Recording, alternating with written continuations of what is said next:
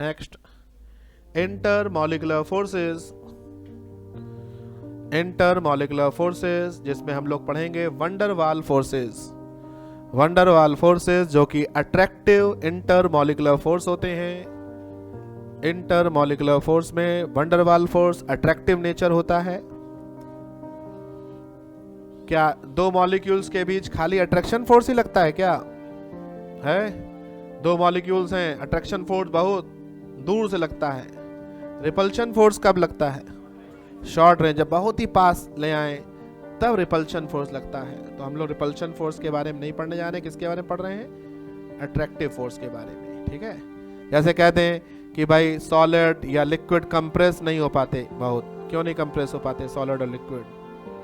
क्योंकि solid liquid को पास लेके जाएंगे, एक पोजीशन तक पास जाएंगे, उसके बाद क्या हो जाएगा? जब बहुत पास आ जाएंगे तो उनके बीच रिपल्शन फोर्स डेवलप हो जाएगा, इसलिए वो बहुत ज्यादा कंप्रेस नहीं हो सकते, क्योंकि पहले से ही पार्टिकल काफी पास हैं। लिक्विड में पार्टिकल्स पास हैं, सॉलिड में पार्टिकल्स काफी पास पार्टिकल्स हैं। और जब काफी सॉलिड लिक्विड में पार्टिकल्स बहुत पास हैं, पहले से ही बहुत पास हैं, तो उनको बहुत पास नहीं लाया जा सकता, क्योंकि बहुत पास लाएंगे तो क्या होगा? यहाँ पर रिपल्शन फोर्स डेवलप हो जाएगा, इसलिए इनको कंप्रेस नहीं कर। गैस को कंप्रेस कर देते हैं, क्यों?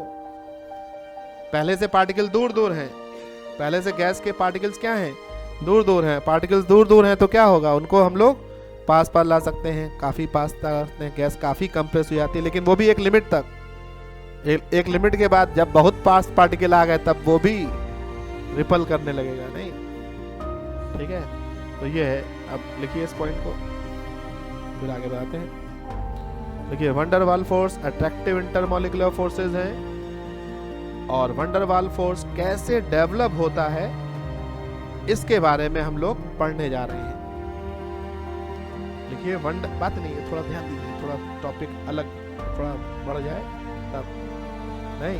Van der Waals forces originated from the following types of interaction.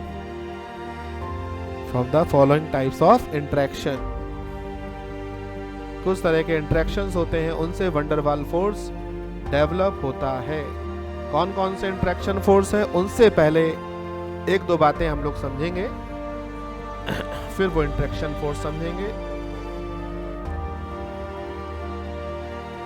देखिए भाई, अभी आपने पढ़ा कहाँ पोलरिटी आएगी, इस वाले में HCl में या H2 में? HCl में। अच्छा देखिए, होता क्या है समझ लीजिए, जैसे दोनों की इलेक्ट्रोनेगेटिविटी सेम है, जिनके बीच बॉन्ड है, तो इलेक्ट्रॉन इधर गया जितना उतना इधर आया। ये बॉन्ड फिक्स नहीं होता कि ऐसे फिक्स हो जाए, इलेक्ट्रॉन एक जगह रुक जाए, कोई बांध नहीं पड़ता इलेक्ट्रॉन को। तो इधर जा रहा है, इधर आ रहा है, इधर जा रहा है, इधर आ जा है, आजाद है, इसको कोई पकड़ नहीं सकता, नहीं? इधर जा रहा है, इधर आ रहा है, टहल रहा है, घूम रहा है इधर, लेकिन जितना इधर उतना ही इधर। क्यों? इलेक्ट्रोनेगेटिविटी सेम है। इसमें क्या होगा? गया, इधर गया, फिर H की तरफ गया, फिर वापस आ गया, फिर H की तरफ गया, फिर वापस आ गया, लेकिन ज्यादातर रहेगा किधर?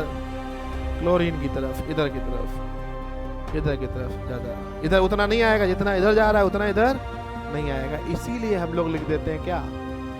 यहाँ पे डेल्टा माइनस लिख देते हैं, और यहाँ डेल्टा प्लस लिख देते हैं। क्यों? इधर की तरफ इलेक्ट्रॉन ज्यादा रहता है, इसी के आसपास, क्लोरीन के आसपास घूमेगा, इधर H की तरफ नहीं जाएगा। इलेक्ट्रोनेगेटिव एलिमेंट है ना, वहाँ इलेक्ट्रॉन मिलेगा, नहीं? इलेक्ट्रोनेगेटिव एलिमेंट वो न्यूक्लियस जो है इलेक्ट्रॉन को क्या करता है? अट्रैक्ट करता है, जानते हैं? तो उसी के आसपास, न्यूक्लियस के पास घूमेगा, ये आसपास वहाँ घूमेगा, इतना उधर नहीं जाएगा। यहाँ क्या होगा? दोनों तरफ बराबर अट्रैक्शन लग रहा है, दोनों तरफ बराबर। इस तरह के मॉलिक्यूल को, ये मॉलिक्यूल सिमेट्रिकल मॉलिक्यूल है, वो यहाँ पे सिमेट्रिकल डिस्ट्रीब्यूशन है इलेक्ट्रॉन का। इलेक्ट्रॉन का डिस्ट्रीब्यूशन कैसा? सिमेट्रिकल डिस्ट्रीब्यूशन ऑफ इलेक्ट्रॉन कहेंगे इसे कहेंगे अनसिमेट्रिकल डिस्ट्रीब्यूशन ऑफ इलेक्ट्रॉन। इसको हम लोग ऐसे रिप्रेजेंट करते हैं, ऐसे मॉलिक्यूल्स को ऐसे दिखाया जाता है, गोला बना के, ठीक है, सर्किल बना के, और इनको ओवल शेप में दिखाया जाता है। इस तरह के मॉलिक्यूल को डायरेक्ट ये नहीं लिखा होगा, ये लिख देंगे डायरेक्ट, एनसीईआरटी में देखेंगे, ये नहीं लिखा होगा, ये लिख देंगे। पोलर मॉलिक्यूल के लिए एक तरफ लगा देंगे नेगेटिव चार्ज, एक तरफ नेगेटिव, एक तरफ पॉजिटिव, ऐसे एक तरफ नेगेटिव डेल्टा बना देना। चलिए डेल्टा, और यहां कोई चार्ज नहीं। क्या कहेंगे इसे? Symmetrical distribution of electrons. कैसा मॉलिक्यूल है? म्यू क्या होगा इसका? 0। अगर सिमेट्रिकल डिस्ट्रीब्यूशन इलेक्ट्रॉन का है तो म्यू क्या होगा? 0 होगा। मॉलिक्यूल कैसा होगा? Non polar. और यहां क्या होगा? अनसिमेट्रिकल। अनसिमेट्रिकल लिख लीजिए, डिस्ट्रीब्यूशन ऑफ इलेक्ट्रॉन्स। यहां म्यू कभी भी 0 नहीं होगा। परमानेंट डायपोल मोमेंट होगा इसका डायपोल मोमेंट परमानेंट, हमेशा डायपोल मोमेंट रहेगा। सिमेट्रिकल डिस्ट्रीब्यूशन अगर इलेक्ट्रॉन का हो गया, इलेक्ट्रॉन क्लाउड का, symmetrical distribution of electron cloud या unsymmetrical distribution of electron cloud.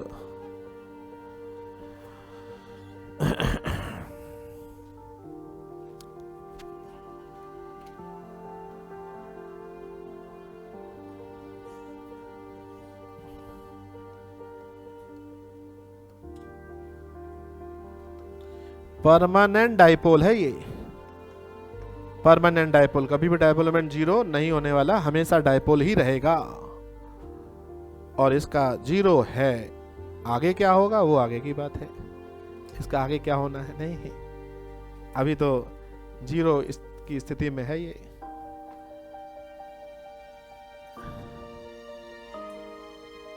अभी ये negative charge positive charge develop है, इसके ऊपर चार्ज है।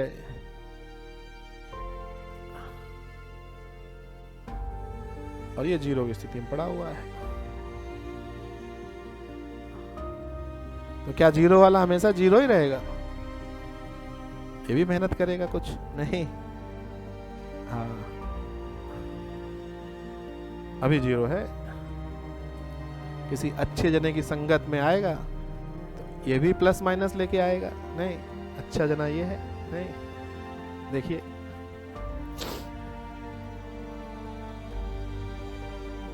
तभी सिलेक्शन होगा। ऐसे खाली पड़े रहेंगे सिमेट्रिकल इलेक्ट्रॉन ऐसे एक जगह, तो फिर थोड़े ना कुछ होगा। घूमेंगे टहलेंगे नहीं, तभी कुछ होगा। बढ़ाए बढ़ाए।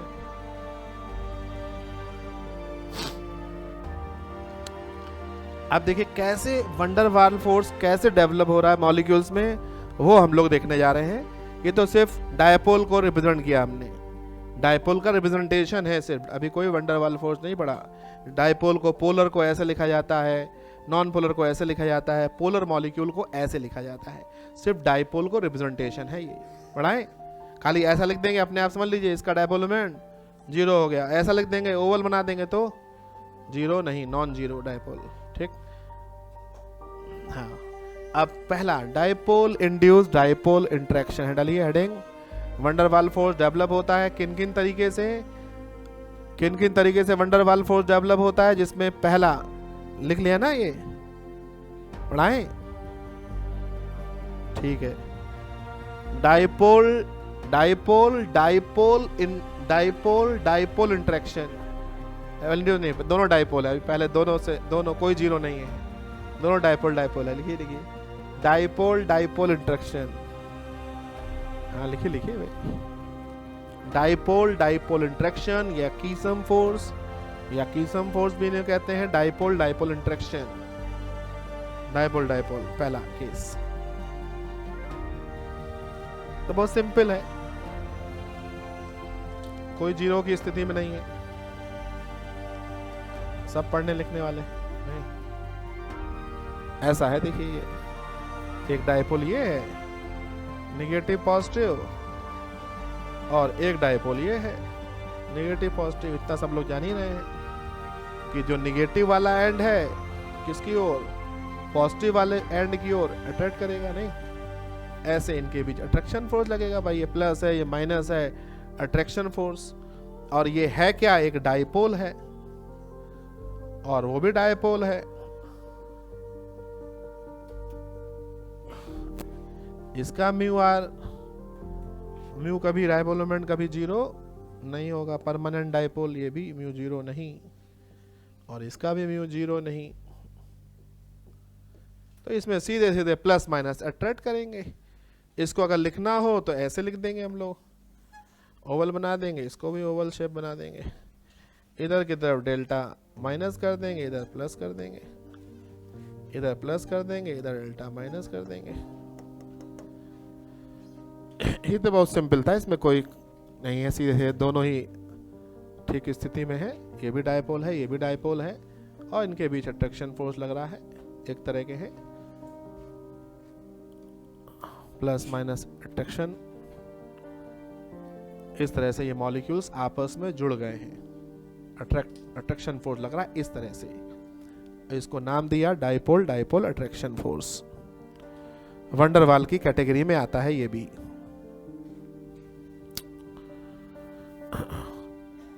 अच्छा, ये अट्रैक्शन फोर्स किस बात पर डिपेंड करेगा कि ज्यादा अट्रैक्शन हो कम अट्रैक्शन हो?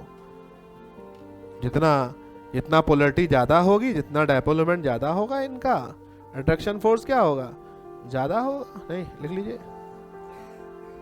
और कहां लगता है कीसम फोर्स? लगता कहां है? जहां परमानेंट डाइपोल हो। जहां पे क्या हो? परमानेंट डाइपोल हो, डाइपोल मोमेंट कभी जीरो ना हो। ऐसे मॉलिक्यूल्स के बीच यही पूछते हैं कि इस मॉलिक्यूल में किस तरह का फोर्स, किस तरह का force, dipole dipole attraction force किस तरह के मॉलिक्यूल्स में जिनका कभी भी डाइपोल मोमेंट जीरो ना हो। लिख लीजिए इस पॉइंट को, कि some force exist between molecules having permanent dipole. ऐसे मॉलिक्यूल जिनमें परमानेंट डाइपोल होता है वहां की सम फोर्स लगता है। क्या हाइड्रोजन मॉलिक्यूल्स के बीच लग सकता है? ये नहीं लगेगा। वहां कौन सा फोर्स होगा बताएंगे, और कैसे डेवलप होगा, जीरो से प्लस माइनस में कैसे आएगा वो। बढ़ा दे इसको।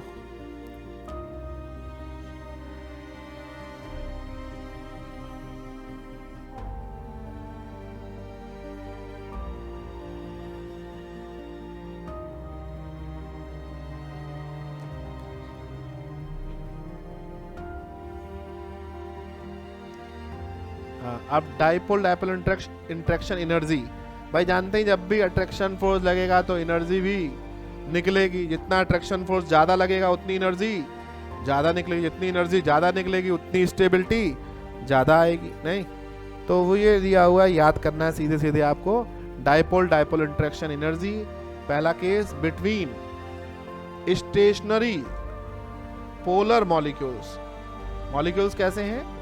स्टेशनरी पोजीशन में है और पोलर मॉलिक्यूल है।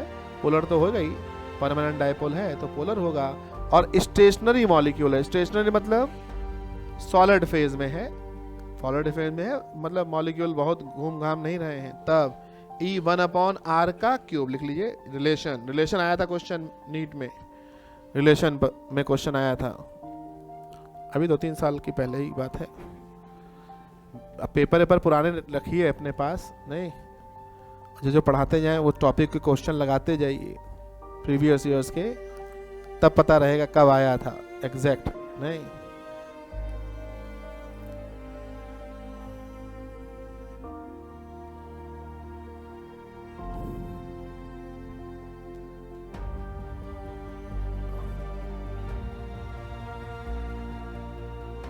और सब थ्योरी जो बता रहे हैं इसी में से आता है सब, हर साल वही सेम पेपर है, पेपर थोड़ी बदलता है, वही चैप्टर है तो वही आना है। अब तो एनसीईआरटी हो गया है, पहले कुछ 5-6 क्वेश्चन दाएं बाएं आते थे, अब एक आध कभी आ जाए तो आ जाए, नहीं तो सब वही आता है। अब हमने कह दिया भाई वंडरवाल फोर्स पे, इंटरमोलिकुलर फोर्स पे क्वेश्चन आना है, आता ही है हमेशा। और ये अगर तुम खाली क्वेश्चन याद करेंगे तो नहीं कर पाएंगे, ये भी समझ लीजिए, पढ़ना पड़ेगा। फिर rotating polar molecule, molecule rotate कर रहा है तब ये होगा, और रोटेट कर रहा है तो कौन सी फेज होगी, लिक्विड या गैसेस फेज। तो E1/r की पावर 6।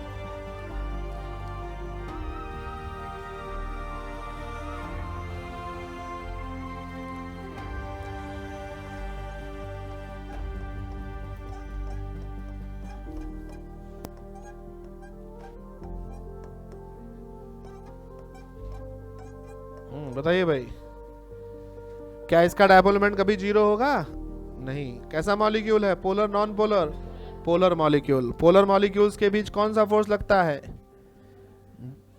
Dipole dipole interaction. इनका डाइपोल मोमेंट कभी जीरो नहीं होने वाला। तो ये भी एक क्या है?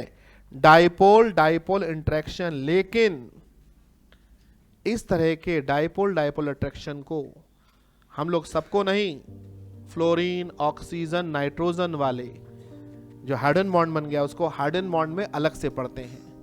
हाइड्रोजन बॉन्डिंग भी क्या है? एक डाइपोल डाइपोल अट्रैक्शन फोर्स है, लेकिन थोड़ा सा ये स्ट्रांग होता है। इसको हम लोग अलग से पढ़ते हैं हाइड्रोजन बॉन्डिंग को। अगर पूछा जाए हाइड्रोजन बॉन्डिंग क्या है, किस तरह का फोर्स है हाइड्रोजन बॉन्डिंग? डाइपोल डाइपोल, जैसे ये है, जैसे ये है डाइपोल डाइपोल, लेकिन ये वीक है। ये क्या है? थोड़ा सा स्ट्रांग है। 3 केसेस रखे गए, पढ़ाएंगे, अलग से आएगा हाइड्रोजन बॉन्डिंग। अभी समझ लीजिए, अगर कहा जाए हाइड्रोजन बॉन्डिंग क्या है, किस तरह का फोर्स है?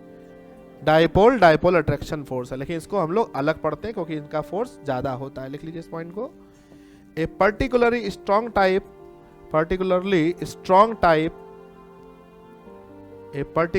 Strong type dipole dipole interaction is hydrogen bonding.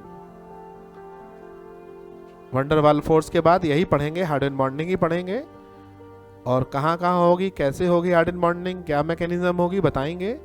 अभी खाली लिख लीजिए कि इसको हाइड्रोजन बॉन्डिंग भी एक डाइपोल डाइपोल अट्रैक्शन फोर्स ही है, लेकिन कैसा है ये?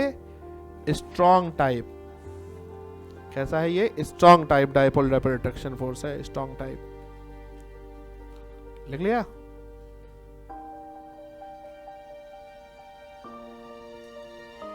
बढ़ा दे इसको।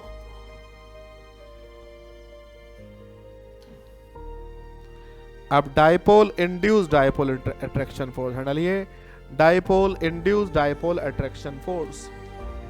Dipole induced dipole attraction force.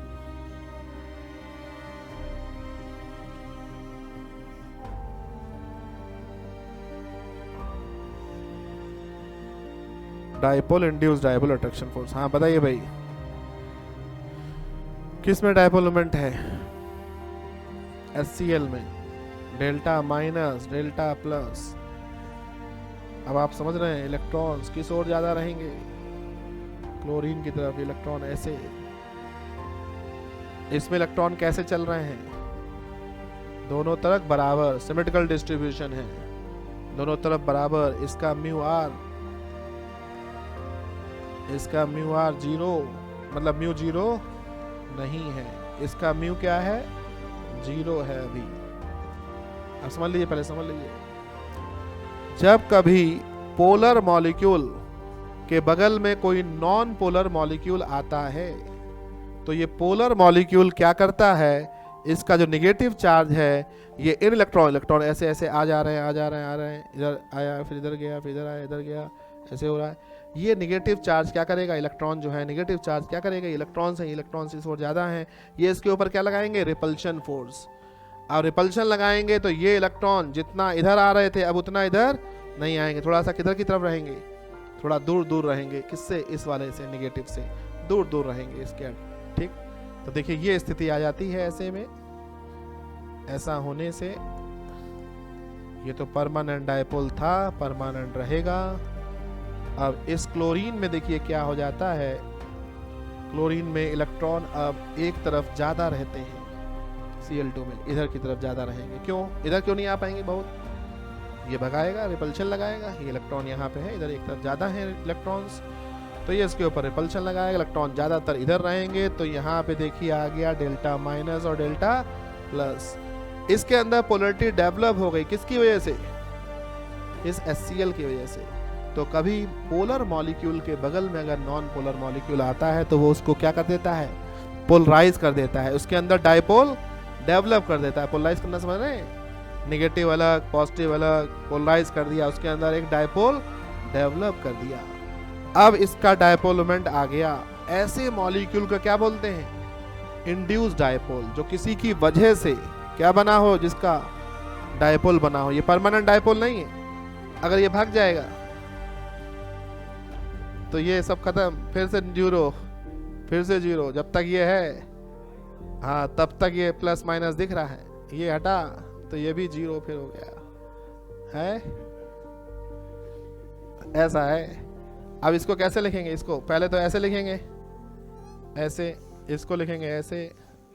अब बताइए, इसको ओवल, और ये भी अब ओवल शेप में है, और जैसे ये हटा फिर ये सर्किल ऐसे। देखिए देखिए, निगेटिव पॉजिटिव, पॉजिटिव नेगेटिव, इस तरह से ये वंडर वाल फोर्स डेवलप होते हैं। इस तरह से लिख लीजिए।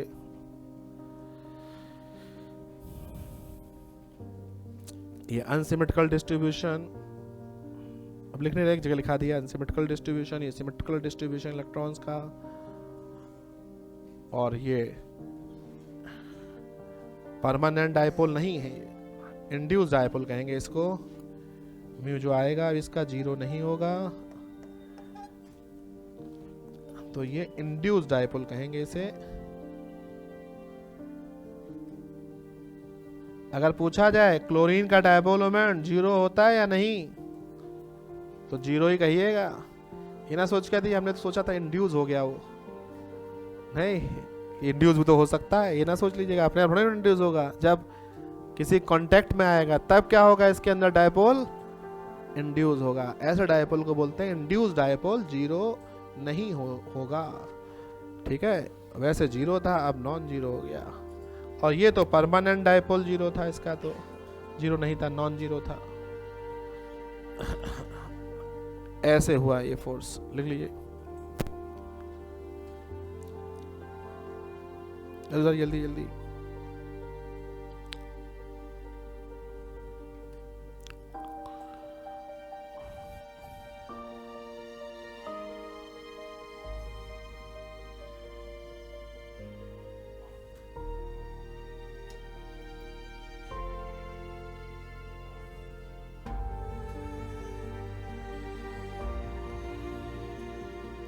और ये आपको मिलेगा एनसीईआरटी में काइनेटिक थ्योरी, वो कौन सा chapter, kinetic theory of gases या कौन सा, state of matter, states of matter, उस चैप्टर में मिलेगा ये।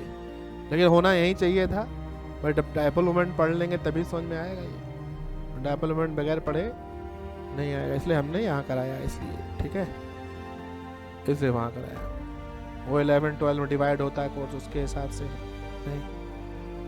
लिख लिया, लिखिए जल्दी।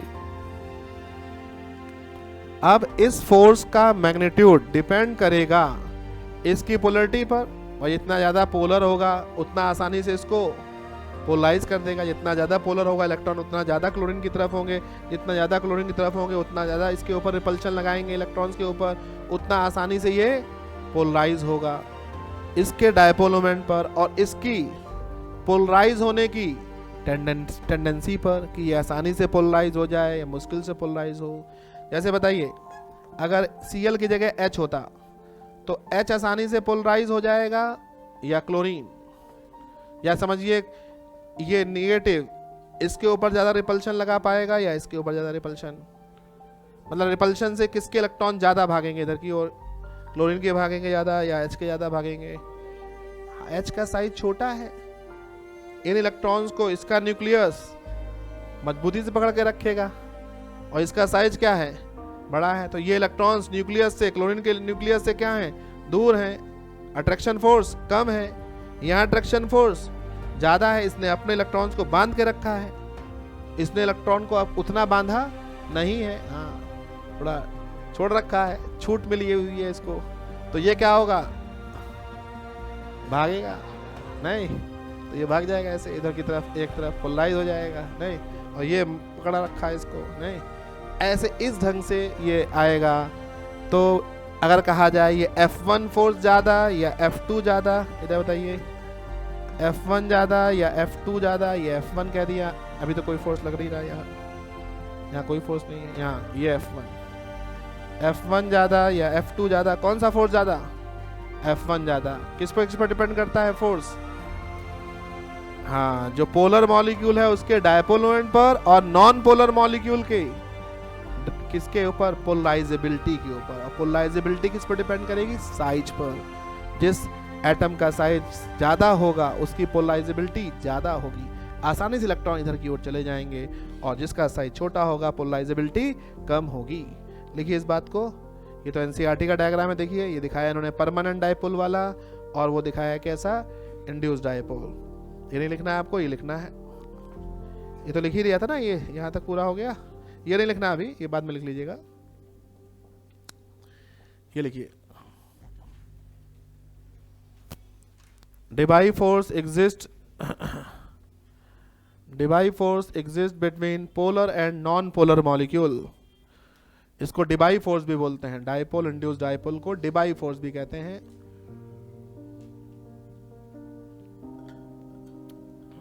Debye force exist between polar and non polar molecule, polar और नॉन पोलर।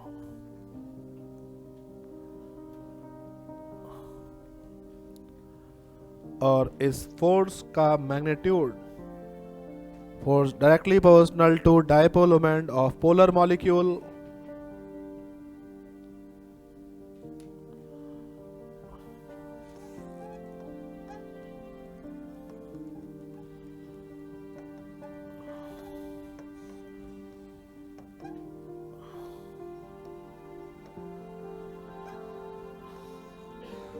और number 2 polarizability of non polar molecule.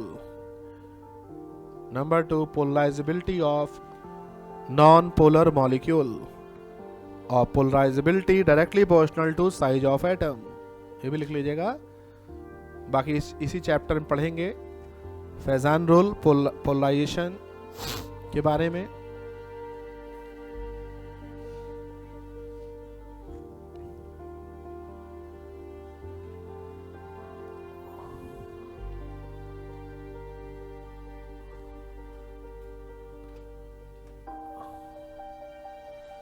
Polarisation directly proportional to size of atom. और साइड में कहीं लिख लीजिए जो इंट्रैक्शन एनर्जी है, इंट्रैक्शन एनर्जी जब अट्रैक्शन फोर्स लगता है तो एनर्जी निकलती है, R की पावर 6 का रिलेशन होता है इसमें। सॉलिड हो, लिक्विड हो, गैस हो, सभी में सेम चलता है रिलेशन। डिबाई फोर्स के केस में 1/R की पावर 6। इससे भी, इस एनर्जी वाले रिलेशन से भी हम लोग कुछ हद तक कंपेयर कर लेंगे इंटरमॉलिक्यूलर फोर्स। ठीक, बड़ा इसको।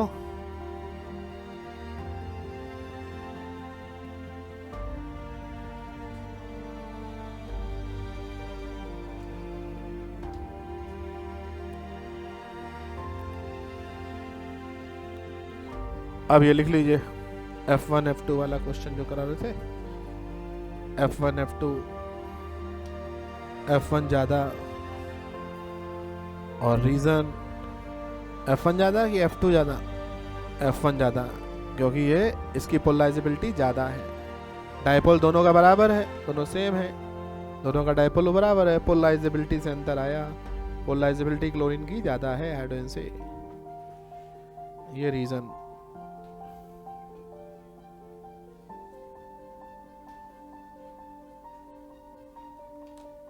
मेन जो हम लोग को ज़रूरत पड़ेगी वो डायपोल वाले की, और अभी एक आ रहा है 4th नंबर पे, मतलब नेक्स्ट के बाद उसमें आएगा लंदन फोर्स।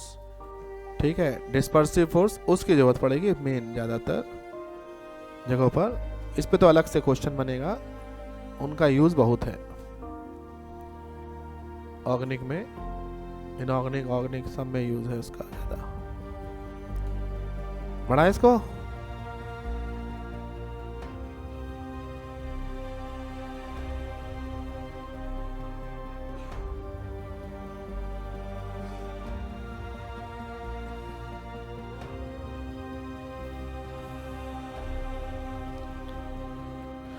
अच्छा जरा बताइए, इनर्ट गैसेस जो होती हैं वाटर में घुलती हैं या नहीं?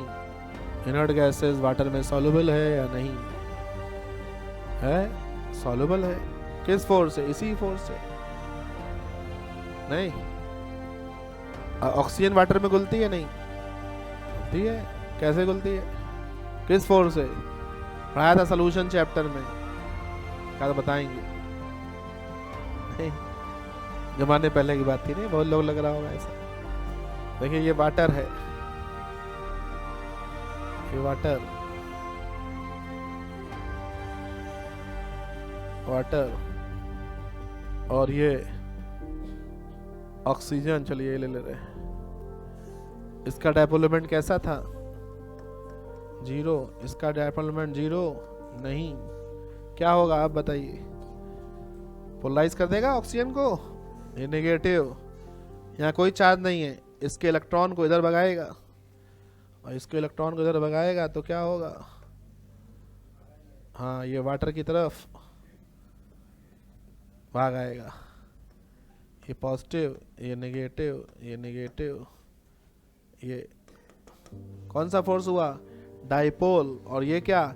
Induce dipole, Debye force. इसकी वजह से वाटर में ऑक्सीजन घुल जाती है। इनर्ट गैस भी घुल जाती है, किस वजह से? इसी डिबाई फोर्स से। इनर्ट गैस को क्या करता है? पोलराइज कर देता है। कौन?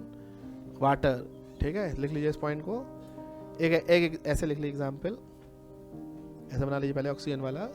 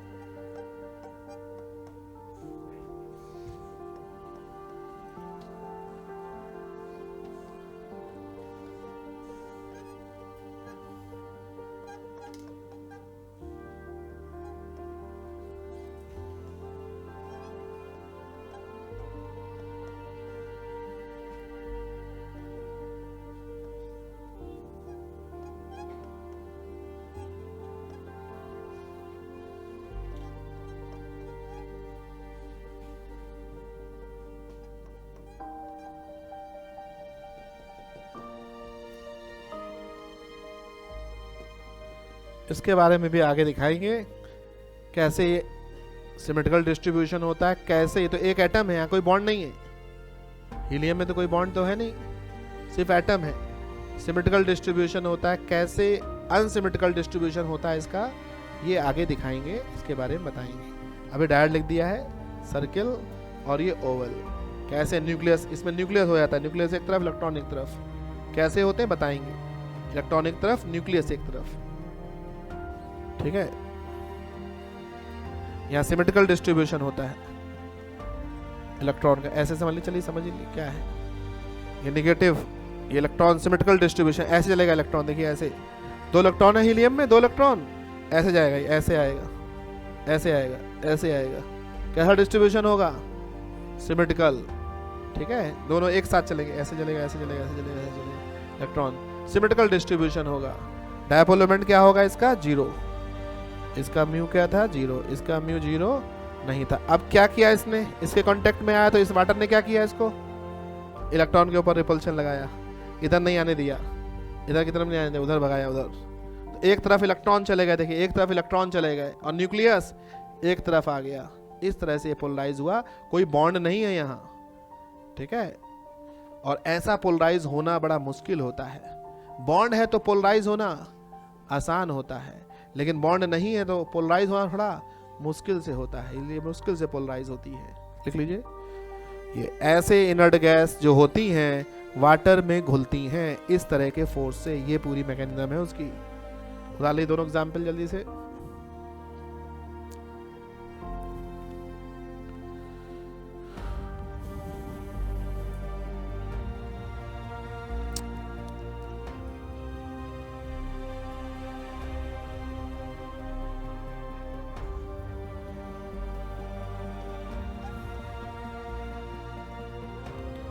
अगर कहते एटम का डायपोल मोमेंट, एक पॉइंट रह गया, एटम का डायपोल मोमेंट हमेशा क्या होता है? 0।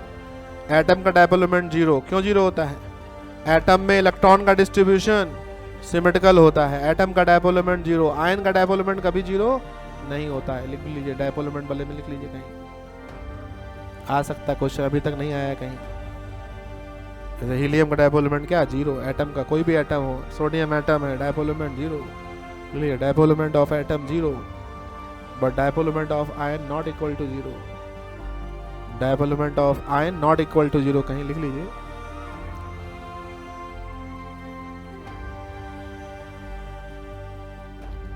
टेम्परेरी हुआ ये, जीरो नॉन जीरो हुआ टेम्परेरी। अच्छा अब ये बताइए, वाटर और हीलियम के बीच अट्रैक्शन फोर्स लग रहा है, वाटर और नियॉन के बीच कौन सा फोर्स ज्यादा होगा, किनके बीच ज्यादा होगा? हीलियम और वाटर के बीच ज्यादा होगा या नियॉन और वाटर के बीच ज्यादा होगा? हैं, नियॉन और वाटर के बीच। क्यों? हाँ, नियॉन का साइज बढ़ गया तो वो आसानी से पोलराइज होगा, आसानी से पोलराइज होगा इस तरह से, तो अट्रैक्शन फोर्स ज्यादा। कहते हैं इनर्ट गैसेस की सॉल्बिलिटी वाटर में ऊपर से नीचे आने पर बढ़ती है, हीलियम फिर नियॉन फिर ऑर्गन। क्यों बढ़ती है सॉल्बिलिटी? साइज बढ़ता है तो पोलराइजेबिलिटी बढ़ती है, अट्रैक्शन फोर्स बढ़ता है। अब ये लिखिए इस पॉइंट को, इस बात का रीजन यहां पे निकल के आ रहा है। अब ये जीरो ग्रुप में समझ में खुद ही तुरंत आ जाएगा अगर केमिकल बॉन्डिंग पढ़ी है सारी बातें। Inert gases are soluble in water, inert gases are soluble in water due to Debye force, due to Debye force।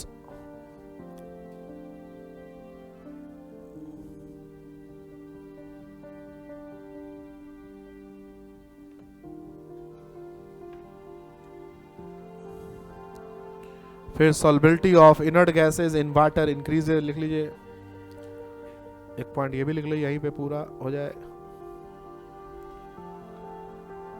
Solubility of inert gases in water increases from top to bottom,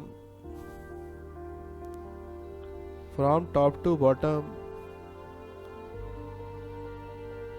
because from top to bottom size increases so polarizability increases, because from top to bottom size increases so polarizability increases। top to bottom size बढ़ेगा तो polarisability बढ़ेगी।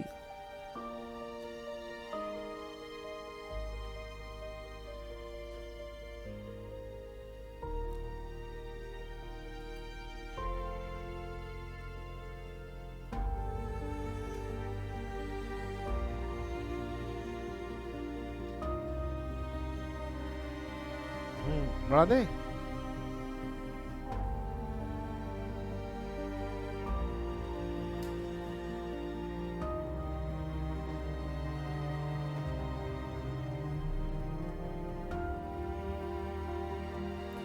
अब next है, next force instantaneous dipole induce dipole. Instantaneous dipole induce dipole कैसे बताते हैं, लिख लीजिए पहले, इंस्टेंटेनियस डायपोल इंड्यूस डायपोल, और फिर induce dipole induce dipole. Induce dipole को हमने आईडी लिखा है, आईडी इंड्यूस डायपोल को लिखा है, इंस्टेंटेनियस को नहीं। इंस्टेंटेनियस को भी इंड्यूस बोल देते हैं, कैसे बोलते हैं बताएंगे अभी। इंड्यूस डायपोल या डिस्पर्सिव फोर्स या लंदन फोर्स, या लंदन फोर्स है। फर्स्ट और थर्ड ज्यादा काम का है हम लोग का।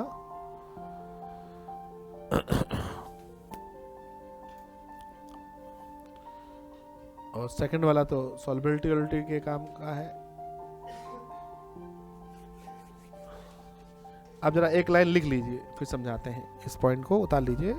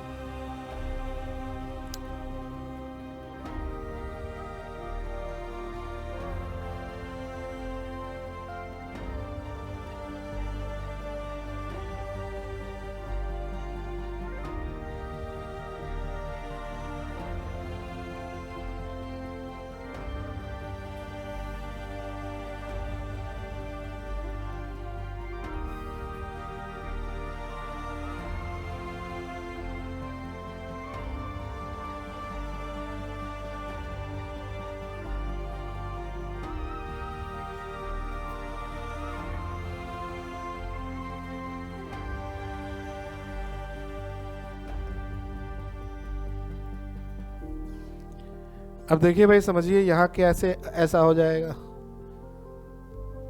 नहीं,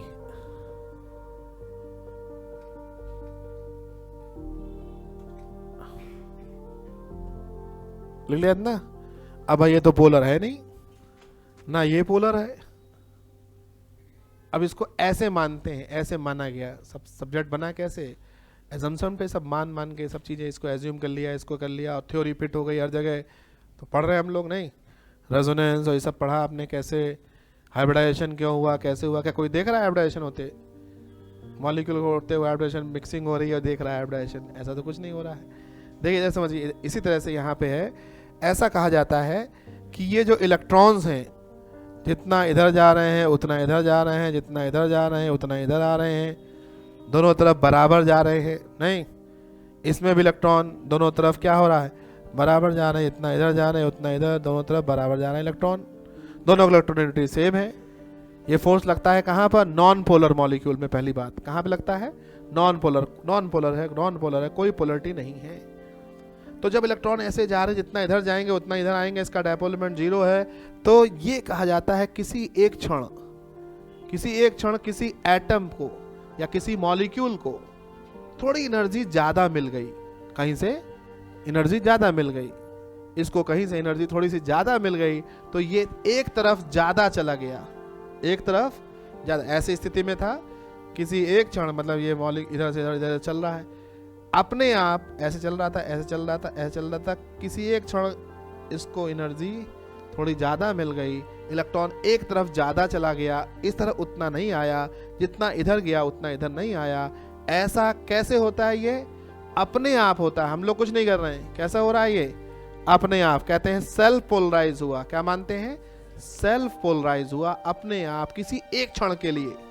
जैसे अपने आप पोलराइज हुआ, एक तरफ इलेक्ट्रॉन ज़्यादा चले गए, भाई एनर्जी मिली, थोड़ा सा इलेक्ट्रॉन्स को एनर्जी मिली, दोनों तरफ बराबर नहीं गए, तो एक तरफ नहीं, कुछ लोग बिगड़ जाते नहीं, जितना रोको तो वही है, ये बिगड़ गया, नहीं किसी को नहीं मानेगा, एक तरफ ज़्यादा चला गया, जितना दोनों तरफ से बराबर अट्रैक्शन लग रहा था, इसको पढ़ रहे थे, लेकिन अब ये क्या, एक तरफ ज़्यादा चला गया, किसी की नहीं सुनी इसने, एक तरफ चला गया। और ऐसा कैसे हुआ, किसी ने किया नहीं, अपने आप।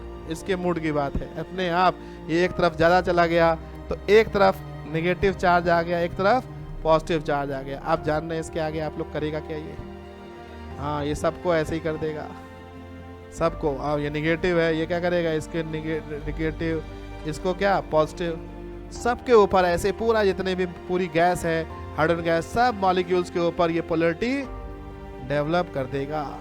इसके अंदर कैसे आया, अपने आप सेल्फ पोलराइज हुआ। ऐसे को हम लोग बोलते हैं क्या, इंस्टेंटेनियस डायपोल। सेल्फ पोलराइज होता है एट ए इंस्टेंट, किसी एक क्षण। अब वो क्षण कब आएगा ये कोई नहीं जानता है, किसी एक क्षण कोई एक मॉलिक्यूल पोलराइज हुआ, उसने पूरे को पोलराइज कर दिया, और ये अब इसका म्यू 0 नहीं होगा, इसका म्यू 0 नहीं होगा। इसीलिए कहते हैं हाइड्रोजन गैस में 2% आयनिक करैक्टर होता है। हाइड्रोजन मॉलिक्यूल में क्या होता है, 2% आयनिक करैक्टर। एक एटम, एक मॉलिक्यूल नहीं, एक अगर सिंगल मॉलिक्यूल हाइड्रोजन का ले लें, तो क्या इसमें आयनिक करैक्टर होगा, 0। कैसा बॉन्ड, 100% कोवलेंट बॉन्ड हमने लिखाया था। कैसा लिखाया था, 100%। लेकिन हाइड्रोजन गैस ले ली गई तो 2% इसके अंदर आयनिक करैक्टर आ जाता है हाइड्रोजन गैस में। किस वजह से आ जाता है, इस तरह से सेल्फ पोलराइज होने से की वजह से। अगर कहते हैं हाइड्रोजन में आयनिक करैक्टर तो क्या कहिएगा, 0, और हाइड्रोजन गैस में 2%, और हाइड्रोजन मॉलिक्यूल में 0। समझ पा रहे हैं अंतर। और हाइड्रोजन मॉलिक्यूल हुआ तो इसमें पोलराइज तो अकेले तो होना ही नहीं है कि दूसरे थोड़ी कर देगा। हुआ अगर मान लीजिए अकेले एक मॉलिक्यूल है, किसी तरह एनर्जी मिली, होगा फिर न्यूट्रल पे आ जाएगा। लेकिन इसमें क्या है, वो सबको पोलराइज कर देगा, फिर कोई ना कोई बचेगा जो अगले को करता रहेगा, नहीं। तो इस तरह से यहाँ पर 2% आयनिक करैक्टर आ जाता है इस पोलराइजेबिलिटी की वजह से। लिख लीजिए ऐसे है। अब इसकी शेप ऐसी ओवल शेप हो जाएगी, इसकी ओवल शेप हो जाएगी, ये माइनस, ये प्लस, ये प्लस, ये माइनस, ऐसे।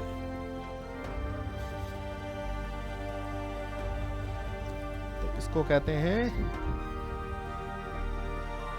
इंस्टेंटेनियस डायपोल, या इसको भी इंड्यूस डायपोल भी कह सकते हैं। इंस्टेंटेनियस डायपोल को भी क्या कह देते हैं, इंड्यूस डायपोल। लिख दे रहे हैं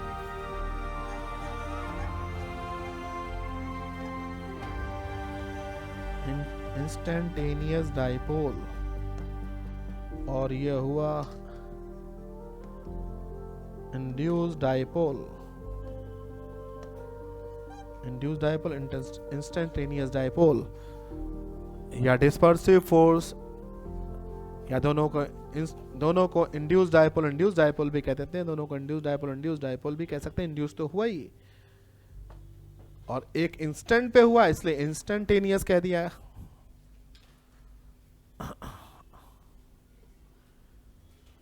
ये है नॉन पोलर में पोलरिटी आने का ये ढंग है।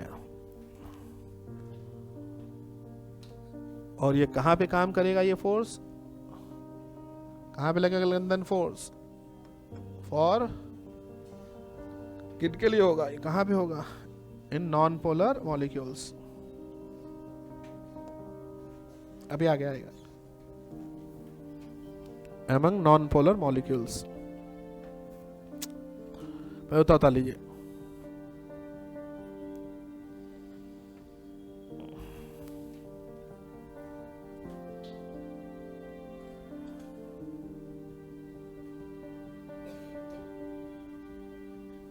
बढ़ाएं इसको जल्दी।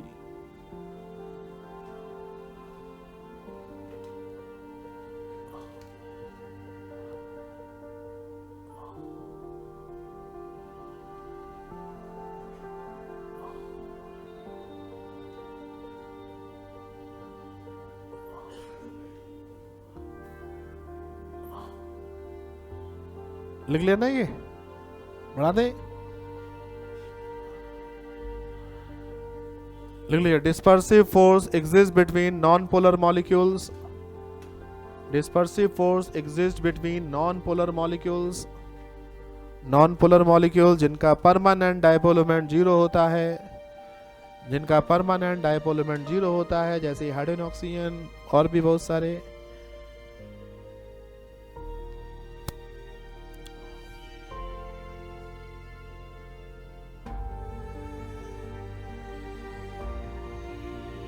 हीलियम में अभी देखा था आपने,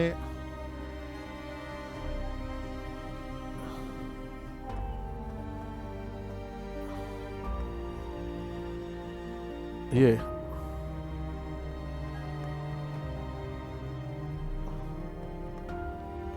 हीलियम है। म्यू क्या है इसका? जीरो। सिमेट्रिकल डिस्ट्रीब्यूशन है।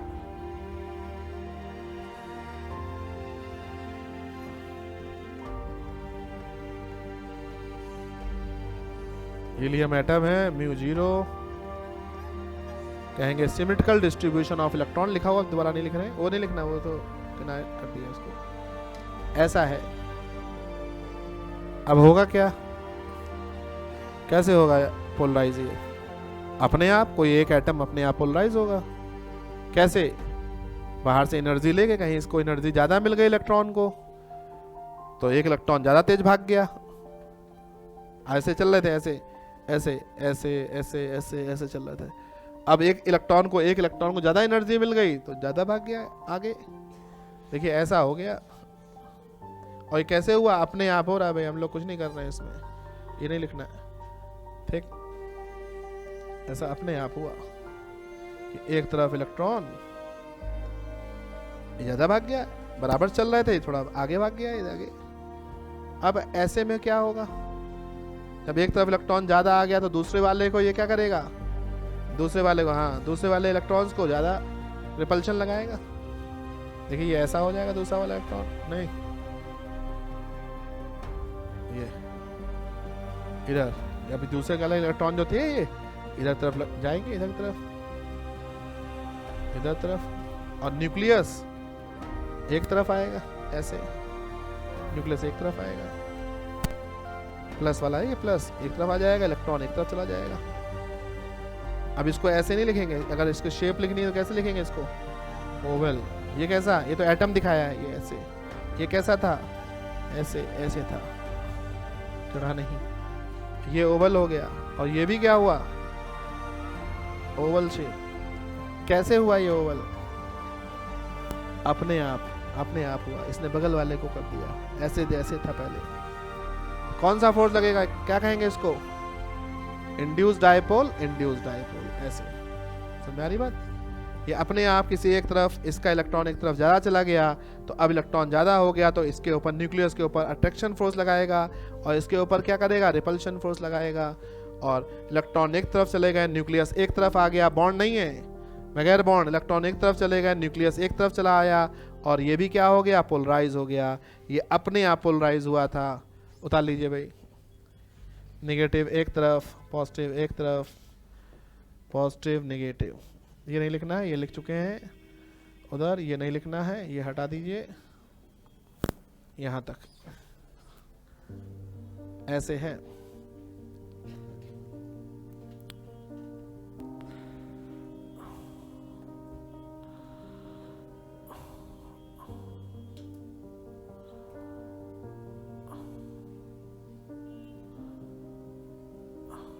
तो परमानेंट डायपोल मोमेंट इनका जीरो नहीं होगा किसी का भी, टेम्परेरी है। अगर ये हट जाए और हीलियम का एटम ले लें तब नहीं होगा।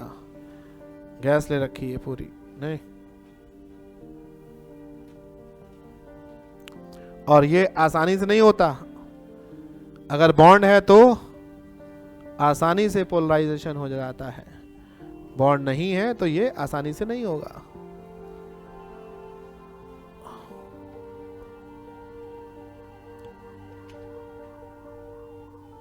बढ़ा इसको,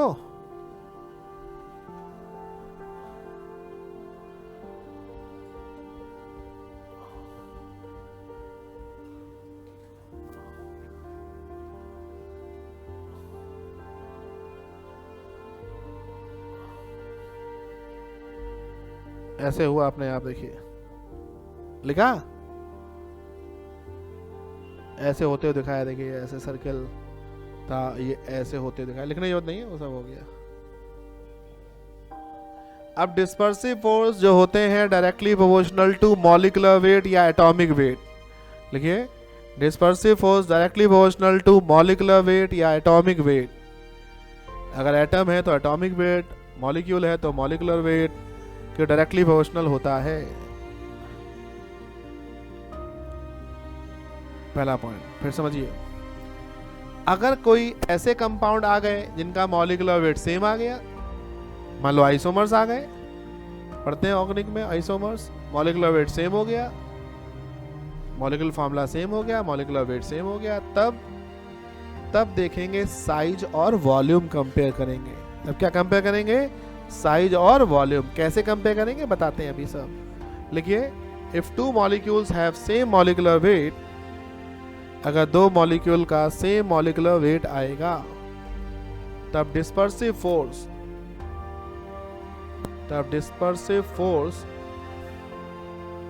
डायरेक्टली प्रोपोर्शनल टू साइज और volume of molecule.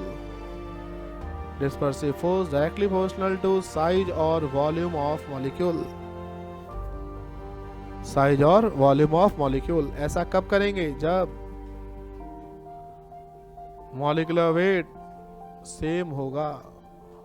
Molecular weight same होगा तो dispersive force directly proportional to size और वॉल्यूम ऑफ मॉलिक्यूल, तब ऐसा करेंगे। साइज और वॉल्यूम के डायरेक्टली प्रोपोर्शनल रख के कंपेयर करेंगे हम लोग। ठीक है, कैसे दिखाते हैं इस पॉइंट को एग्जाम्पल से। हाँ, हम लोग को डिस्पर्सिव फोर्स कंपेयर करना है वंडर वाल फोर्स, और वंडर वाल फोर्स में कौन सा, डिस्पर्सिव फोर्स। ऑर्डर बताना है मीथेन और इथेन में। ज़्यादातर ऑर्गेनिक में बहुत जरूरत पड़ेगी, इनऑर्गेनिक में भी मिलेगा ये सब। हाँ, किसका डिस्पर्सिव फोर्स ज़्यादा होगा, इथेन का। क्यों, इसका मॉलिक्यूलर वेट ज़्यादा है, सीधा से एग्जाम्पल। फिर डिस्पर्सिव फोर्स वंडर वाल फोर्स में कौन सा वंडर वाल फोर्स, डिस्पर्सिव फोर्स लगेगा। नॉन पोलर मॉलिक्यूल हैं, एल्केन्स कैसे होते हैं सब, नॉन पोलर है, इनके बीच बताना है। हाँ, किस में ज़्यादा होगा, दोनों का मॉलिक्यूलर वेट तो सेम आ जाएगा, दोनों का मॉलिक्यूलर वेट सेम। आप क्या करेंगे, हाँ, साइज और वॉल्यूम कंपेयर करेंगे। कैसे, देखिए तरीका समझिए। ये देखिए, ये जो ले रहा है, ये मॉलिक्यूल ले रहा है स्फीयर की शेप, ब्रांचिंग है, ब्रांच पे सेंटर मान लें ब्रांच को, और पूरे मॉलिक्यूल को कवर किया जाए ब्रांच को सेंटर मानते हुए। तो ब्रांच को सेंटर मानते हुए पूरे मॉलिक्यूल कवर करें तो ये स्फीयर की शेप ले रहा है, स्फीयर की शेप ले रहा है। और स्फीयर के लिए साइज और वॉल्यूम सबसे कम होता है, जानते हैं आप लोग? नहीं, स्फीयर के लिए साइज और वॉल्यूम क्या होता है? कम। और ठंड लगती है तो क्या करते हैं? सुखड़ते हैं नहीं? क्यों? सरफेस एरिया क्या हो जाता है? कम हो जाता है। वही चीज यहाँ पे है, ये क्या कर रहा है? ब्रांचिंग हो रही है, ब्रांचिंग हो रही है तो सरफेस एरिया कम हो रहा है। इसी तरह से देखिए यहाँ ऐसे समझिए ये लीनियर मॉलिक्यूल है मान लीजिए, और ये स्फीयर है, स्फीयर सर्किल नहीं है, क्या है? स्फीयर है। स्फीयर में आमने सामने जो पोर्शन आएगा वो कम आएगा, ऐसे समझिए। आमने सामने जो पोर्शन आएगा वो क्या आएगा? कम आएगा। इसमें आमने सामने जो पोर्शन आएगा ज्यादा आएगा। इनके बीच अट्रैक्शन फोर्स ज्यादा लगेगा, ज्यादा एटम्स आमने सामने आएंगे अगर ये ऐसा लीनियर है। और स्फेरिकल है तो कम पोर्शन आमने सामने आएगा, अट्रैक्शन फोर्स कम होगा। ऐसे समझ लीजिए, जैसे जैसे मॉलिक्यूल स्फीयर की शेप लेता है वैसे वैसे वंडर वाल फोर्स कम हो जाता है, क्योंकि साइज और वॉल्यूम कम हो जाता है। तो अगर मॉलिक्यूलर वेट सेम आ जाए तब ये कंसेप्ट लगाना है साइज और वॉल्यूम वाला। आंसर ये आया, क्योंकि इसका साइज और वॉल्यूम ज्यादा है। इसका क्या हो गया? स्फीयर की शेप लेने से कम हो गया साइज और वॉल्यूम, इसलिए वंडर वाल फोर्स कम लगेगा, कम पोर्शन आमने सामने, इसमें ज्यादा। ऐसे लिख लीजिए, बता लीजिए एग्जाम्पल।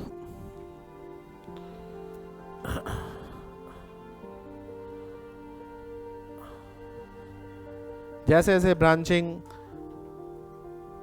सेंटर की ओर जाती है वैसे वैसे वंडर वाल फोर्स कम होता जाता है, क्योंकि मॉलिक्यूल स्फीयर की शेप लेता जाता है।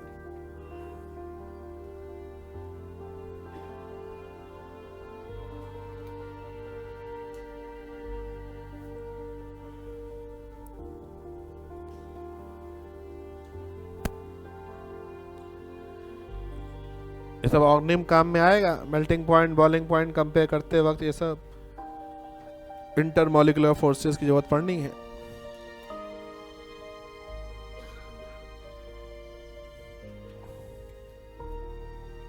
बढ़ा दें?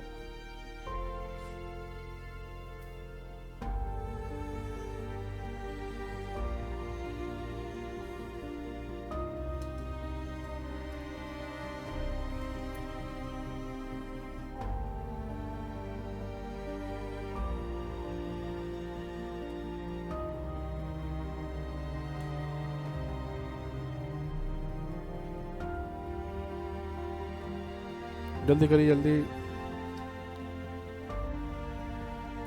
लिख लीजिए इस पॉइंट को। As the molecule takes the shape of sphere, as the molecule takes the shape of sphere, as the molecule takes the shape of sphere, then volume decreases, or contact area decreases, तो wonder वाल force decreases. Short में लिखा है wonder वाल force decreases, wonder वाल force decreases.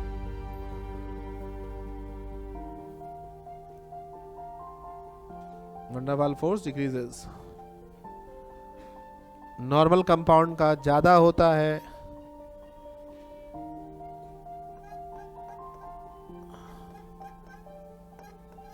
Normal compound का ज्यादा होगा किससे? चैन आइसोमर से। अभी चैन आइसोमर नहीं समझ रहे हैं तो समझ लीजिए ब्रांच वाले से, इसमें ब्रांचिंग आ गई। दिखाते हैं एक एग्जांपल और दिखाते हैं आपको।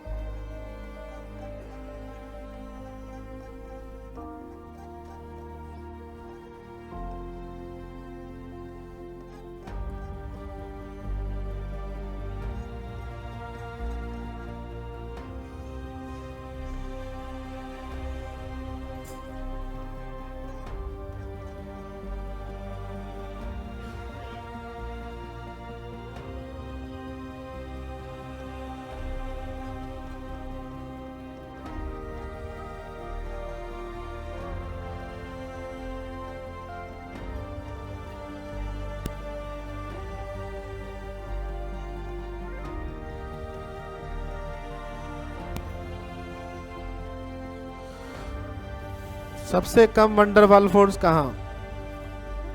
वंडरवाल फोर्स का ऑर्डर बताना है। वंडरवाल फोर्स सबसे कम कहाँ? जिसका मॉलिक्यूलर वेट कम, वंडरवाल फोर्स कम। अब सेकंड, थर्ड, फोर्थ का मॉलिक्यूलर वेट सेम आ जाएगा, चेक कर लीजिएगा। बराबर कार्बन हाइड्रोजन है तो मॉलिक्यूलर वेट इन तीनों का सेम आ जाएगा। मॉलिक्यूलर वेट सेम हो जाए तो साइज और वॉल्यूम कंपेयर करते हैं। ये नॉर्मल कंपाउंड है, नॉर्मल का ज्यादा होता है किससे? ब्रांच आइसोमर से या ब्रांचिंग वाले से। इनमें ब्रांच है, देखिए ब्रांच है, इसमें भी एक ब्रांच है, इसमें भी एक ब्रांच है, ब्रांच की पोजीशन अलग अलग है। ये नॉर्मल है, नॉर्मल वाले का ज्यादा होगा, नॉर्मल वाले का ज्यादा होगा किनसे? इन दोनों से। तो सबसे ज्यादा किसका हो गया बताइए? इन दोनों से ज्यादा होगा इसका, तो सबसे ज्यादा कौन? सेकंड हो गया। अब 3 और 4 को हम लोग को अरेंज करना है। कैसे करेंगे? जैसे जैसे ब्रांचिंग सेंटर की ओर आती है, मॉलिक्यूल स्फीयर की शेप ज्यादा लेगा। ये स्फीयर की शेप, इसको लेके करें पूरे मॉलिक्यूल को अगर लें इसके अंदर तो स्फीयर की शेप ले लेगा जैसे सेंटर की ओर आती है। इसमें ब्रांच सेंटर में नहीं है, देखिए इसमें बहुत नहीं रहेगा। इस पे पूरे मॉलिक्यूल को करें तो पूरा स्फीयर नहीं आएगा। हाँ, अगर ऐसे चले जाता तो हो जाता है स्फीयर की शेप। ये कॉर्नर में है। ऐसे याद करिए, जैसे जैसे ब्रांचिंग सेंटर की ओर जाती है, जैसे जैसे ब्रांच सेंटर की ओर जाती है, वैसे वैसे वंडरवाल फोर्स रिड्यूस होता जाता है, क्योंकि वहां पर वॉल्यूम कम होता जाता है। अब इस तरह से आ जाएगा 3 और 4 में कौन ज्यादा? 3, 4 कम। क्यों कम? हाँ, स्फेरिकल शेप ले रहा है, या कहते हैं कांटेक्ट एरिया कम हो जाएगा, स्फीयर की शेप ले रहा है। जो भी आंसर बताना हो ऐसे ऑर्डर आ जाएगा वंडरवाल फोर्स का। और जब पढ़ेंगे ऑर्गेनिक तो यही ऑर्डर हो जाएगा बॉइलिंग पॉइंट का। इनका 4 कंपाउंड है, इनके अगर बॉइलिंग पॉइंट का ऑर्डर पूछा जाए तो यही कह देंगे इतना अट्रैक्शन फोर्स ज्यादा होगा, बॉइलिंग पॉइंट का यही ऑर्डर। लेकिन मेल्टिंग पॉइंट का ये ऑर्डर नहीं होगा, क्योंकि मेल्टिंग पॉइंट खाली इंटरमॉलिक्यूलर फोर्स पर डिपेंड नहीं करता। ऐसा पढ़ेंगे आगे, अभी कुछ नहीं बता रहे हैं।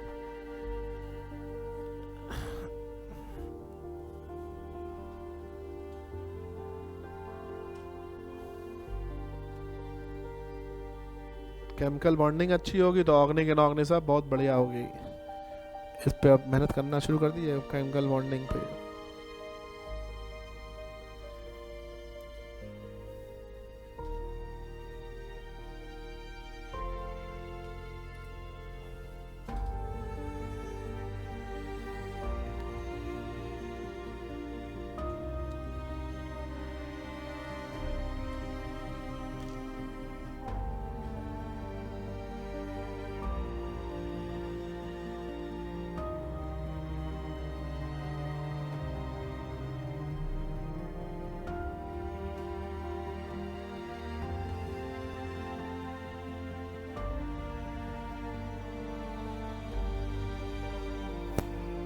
बढ़ा इसको।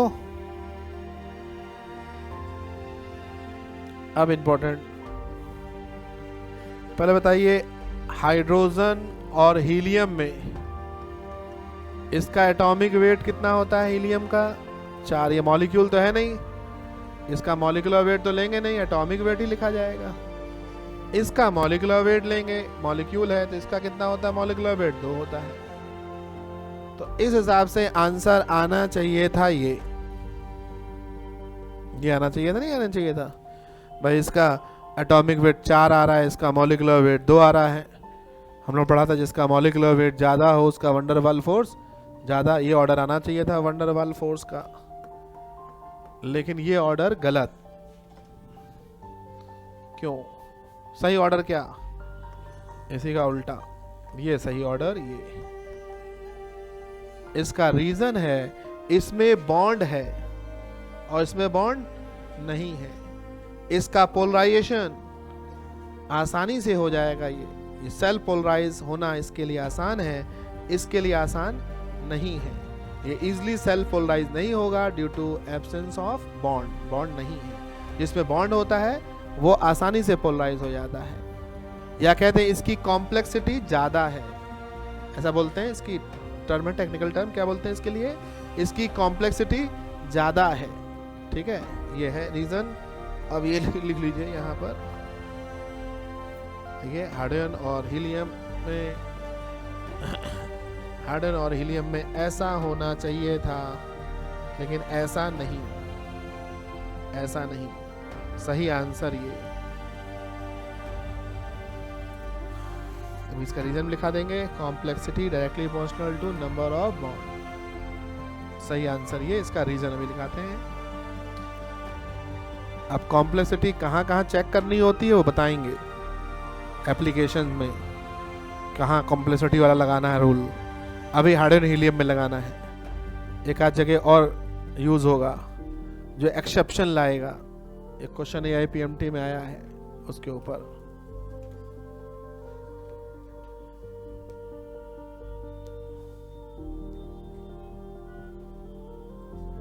ठीक है, ऐसा होना चाहिए था, ऐसा नहीं, ये क्रॉस कर दिया मतलब ऐसा नहीं, मतलब ऐसा नहीं समझ पा रहे इसका मतलब, ये होना चाहिए था। आंसर क्या आना चाहिए था? हाइड्रोजन बॉन्डिंग है, डालिए हाइड्रोजन बॉन्डिंग।